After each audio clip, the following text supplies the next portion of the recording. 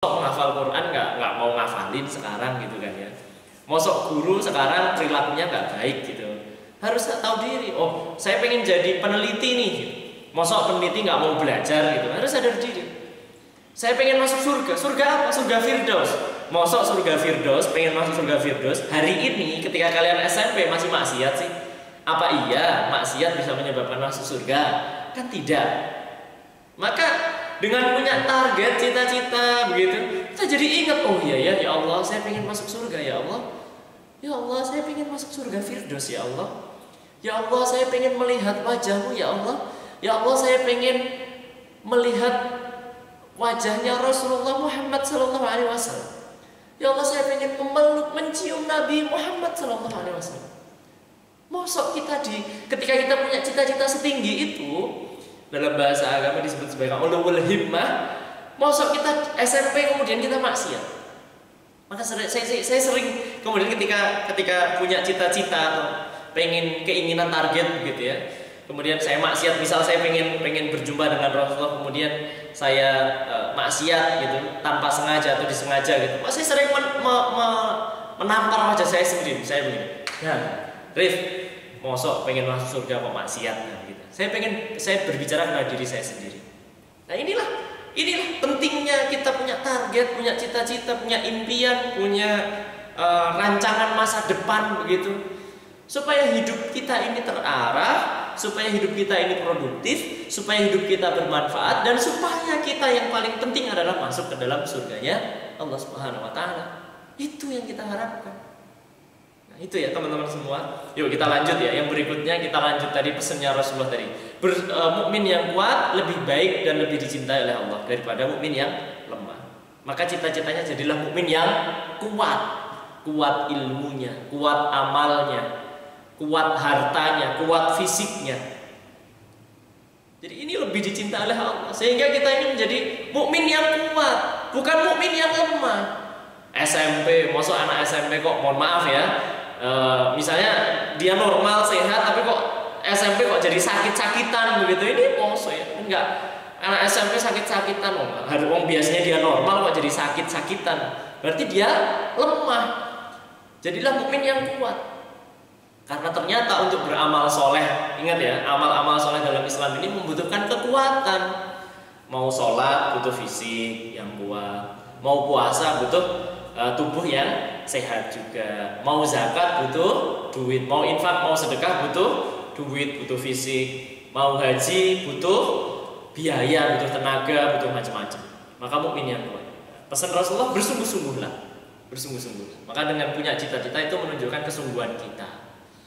Bersungguh-sungguhlah pada hal yang bermanfaat bagimu, dan mintalah pertolongan kepada Allah. Karena kita ini lemah loh. Mohon maaf, banyak anak SMP yang saya temukan begitu ya, dia dari keluarga, mohon maaf ya, keluarga yang cukup atau kaya begitu, wajahnya ganteng atau tampan, yang perempuan cantik begitu. Kemudian dia gaya apa itu, sombong, atau kemudian sok pamer, sok-sokan lah gitu ya. Mohon maaf, ingat ya kisah Fir'aun yang kemudian merasa dirinya hebat, berkuasa sehingga mengaku dirinya Tuhan. Ya, akhirnya kan kemudian diazab oleh Allah. Ingat ya kisah Qarun. Kita tahu Qarun itu kaya raya, hartanya melimpah begitu. Tetapi dia merasa bahwa semua itu didapatkan karena usahanya dia. Padahal sesungguhnya semua itu adalah karunia dari Allah. Maka teman-teman semua, kita ini minta kepada Allah supaya apa-apa yang kita inginkan itu diridhai oleh Allah dan diijabah oleh Allah. Karena kita ini lemah, sungguh lemah. Kena pasir kecil, kelilipan aja kita ini nggak bisa berkutik begitu ya. Kita digigit semut aja kita udah bingung begitu kan. Nah ini, atau ada gigi kita yang sakit di dalam aja kita udah bingung. Nah teman-teman semua, dan kita nggak tahu itu tubuh kita ini kayak gimana, kita nggak tahu. Karena apa? Kita lemah, kita terbatas, kita nggak tahu jantung kita ini gimana toh gitu. Kita nggak bisa mengendalikan. Coba saya tanya ke teman-teman, adakah di antara kalian yang bisa meminta, jantung berhenti dulu dong 1 menit aja, kamu kan udah bekerja sekian lama nih selama aku hidup, berhenti dulu lah, istirahat dulu lah. Karena kita lemah, kita nggak bisa nyuruh jantung seperti itu, malah bisa-bisa mati gitu ya, meninggal. Nah teman-teman semua yang dirahmati Allah, dan jangan merasa sedih. Dan jangan merasa wah aku nih pesimis gitu. Wah aku nih nggak bisa, aku nih anaknya kecil ya, aku nih anaknya nggak pinter ya gitu. Jangan. Maka perintahnya minta pertolongan kepada Allah. Kemudian pesan Rasulullah, kalau sesuatu sudah terjadi menimpa kita, nih ya, sesuatu sudah terjadi menimpa kita, kata Rasulullah, jangan katakan seandainya. Jangan katakan seandainya, katakan saja qadarullah atau ini sudah menjadi takdir Allah begitu. Dan apa yang dikehendaki oleh Allah pasti terjadi. Nah, inilah disinilah. Ini pentingnya kita memahami bahwa segala sesuatu itu sudah dikehendaki oleh Allah. Tetapi tugas kita sebagai seorang hamba, seorang manusia, kita ini disuruh bersungguh-sungguh. Karena kita tidak tahu masa depan kita itu kayak gimana, gitu kan ya. Kita tidak tahu. Kita tahunya setelah terjadi kan, maka kita nggak boleh kalau udah terjadi kita mengatakan seandainya, nggak boleh. Kita harus yakin bahwa ini adalah rencana terbaik dari Allah untuk diri kita. Nah di sini ya teman-teman semua, jadi kita bersungguh-sungguh, kita punya rencana masa depan kita punya cita-cita, kita mau ngapain ini 3 tahun di SMP ini, targetnya apa begitu, sehingga hidup kita efektif betul. Sekarang ini kan pembelajaran jarak jauh kan banyak, atau sekolah dari rumah ini kan banyak kosongnya ya di rumah ya. Harusnya lebih produktif. Salah satu hikmah dari pandemi, dari COVID ini harusnya menjadikan kita lebih produktif. Karena dulu kita nggak kebayang loh, apa ada acara seperti ini, pembelajaran online, atau kemudian ada acara direkam seperti ini. Dulu kita nggak kebayang. Dulu rapat harus di ruangan begitu. Sekarang kan dengan Zoom, dengan macam-macam bisa kita lakukan, berarti harusnya kita bisa lebih produktif begitu. Sama di rumah itu banyak waktu luang, harusnya kita lebih produktif. Kita siapkan itu diri kita belajar nih Al-Quran misalnya gitu ya. Kita baca-baca buku, yang suka baca buku, yang suka foto-foto misalnya fotografi, belajar tuh fotografi di rumah. Banyak sekali kita lihat tuh misalnya di rumah sekarang yang mau menghafal Quran, kita kemudian mulai menghafali, kesempatan. Karena besok kalau udah di sekolah, udah berasrama misalnya, waktunya semakin terbatas. Justru sekarang saatnya. Yang pengen memperbaiki sholatnya, yang dulunya sholatnya masih bolong-bolong begitu, sekarang waktunya 5 waktu. Bukan, saya sering loh ya tanya ke adik-adik SMP IT, ada nggak yang sholatnya belum 5 waktu? Ternyata ada gitu. Ada nggak yang suka misalnya dia berkata-kata kotor, mengumpat gitu? Ada. Pengen nggak berubah lebih baik? Pengen. Sekarang saatnya. Jangan nunggu nanti begitu. Jangan nunggu, wah ini kan mumpung masih di rumah bebas gitu. Enggak.